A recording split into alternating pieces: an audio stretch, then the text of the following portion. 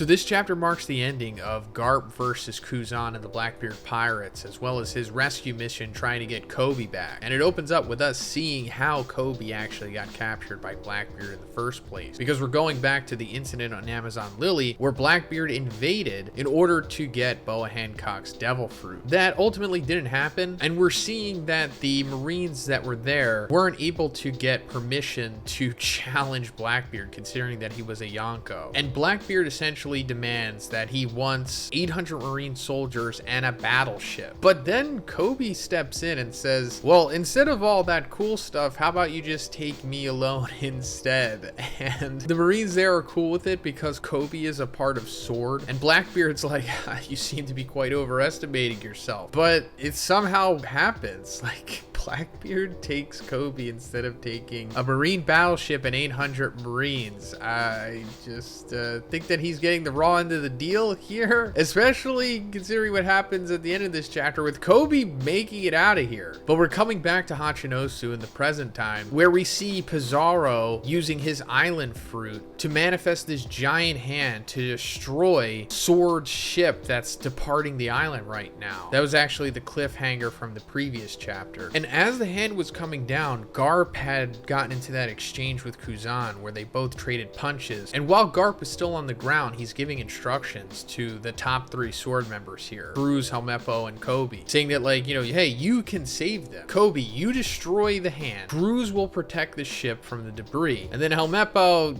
you know, make sure no one gets in the way of those two. Like, Helmeppo's obviously the odd one out here. Then we see Garp creating a distraction so that Kobe and Cruz have enough time to act out their part of the plan. And despite being stabbed by Shiryu through the stomach and having his clashes with Kuzan, Garp is still incredibly powerful. Like, even Kuzan's like, you know, where do you think you're going with those severe wounds? Garp's like, yeah, I was worried about you being too naive, and he just speed blitzes Kuzan, genuinely surprising him with his display of speed here. It just runs him over and then does some crazy speed blitz all the way to the top of the Hachinosu skull that Pizarro is inhabiting with his fruit ability. And then he cocks back a Conqueror Hockey Fist and does his named move, Galaxy Divide, and lands a massive blow to the skull. Like, this is crazy. I mean, the display of speed here and agility is top notch, but the impact from this punch is up there as well. Just showing that, of course, as we've been talking about these last couple chapters, Garp is an absolute savage. Back in his prime, like 30, 40 years ago, he was contending for #1 in the verse for sure. I don't think there's a real definitive answer to who the strongest was, but it was between like Garp, Rox, Roger, and Whitebeard for sure. But he cracks Pizarro's skull so bad that like he hurts the original Pizarro. And I guess this answers a question about Pizarro's fruit. Like, I was thinking of it kind of like Pika's fruit, because I assume that that's what Oda is paralleling. The way that Pika was able to take over stone, and he created a similar thing to what Pizarro's doing here. But in order to hurt Pika, you need to define where his original body was. With Pizarro, I guess you don't really have to do that. I guess he just becomes the island itself, and he is vulnerable to any damage that it takes as well. So now that Garp has distracted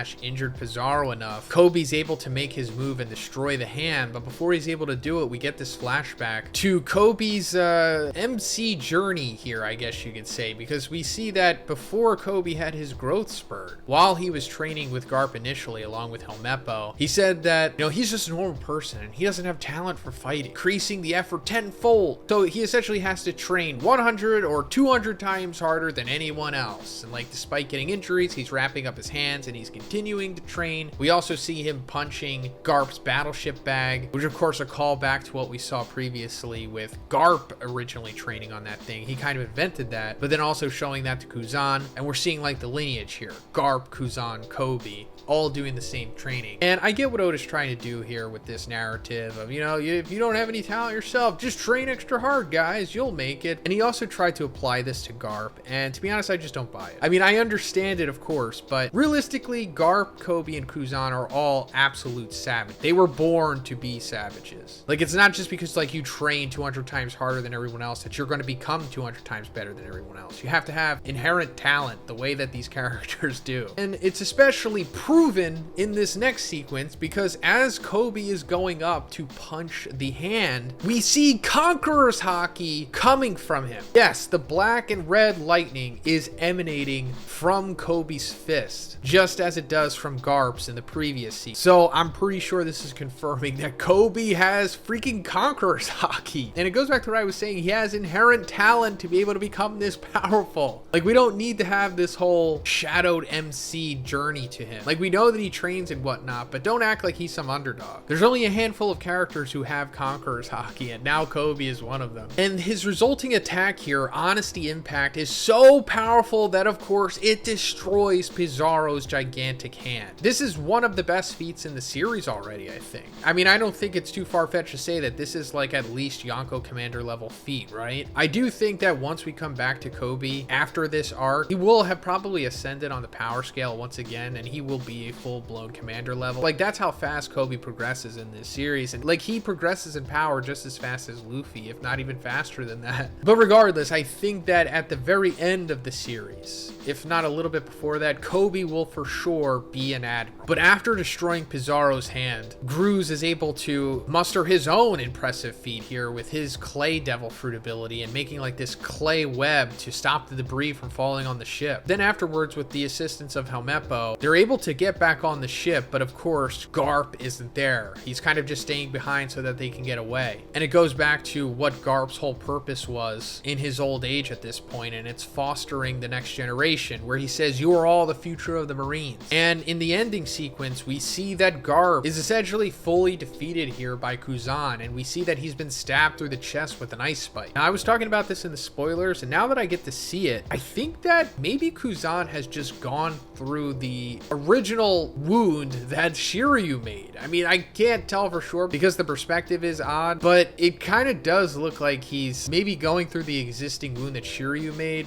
So he's essentially freezing that, stopping it from bleeding, I guess. And then he's just freezing Garp as a whole, or it looks like he is. And I don't think it's a coincidence that this is similar to what Kuzan did to Saul back in the Ohara flashback. Now, he doesn't say ice time capsule here like he did with Saul, but it could be the same thing, especially because we found out that Saul survived that. And I don't think that was a coincidence. Pretty sure Kuzan planned that as well. So I think Kuzan is doing the same thing here, and he's ice time capsuling Garp because he's going to unfreeze him at a later point and allow him to escape or something. Because also the report that we get from the narrator here at the end says the unknown fate of the legendary hero Vice Admiral Garp. So yeah, I don't think Garp is dead, especially because I've been saying it for a while now that I don't think Kuzan is a full-blown traitor here. I think he is with Sword as well, but even deeper undercover than the rest of them, and he's infiltrated the Blackbeard Pirates. So he kind of gets to have his cake here and eat it. He gets to prove himself to the Blackbeard Pirates, but he doesn't have to kill Garp in order to do it. Then in the final panel, we're coming back to Egghead, and we see that the Marine ships that were heading there are about to make their way and dock to the island. So I guess this means that once we come back from the break, we will be back at Egghead Island. Finally get to see what was happening with Luffy and everyone. So let me know what you think about this chapter in the comments, guys, and if you liked the video, please give it a like and please subscribe if you haven't already.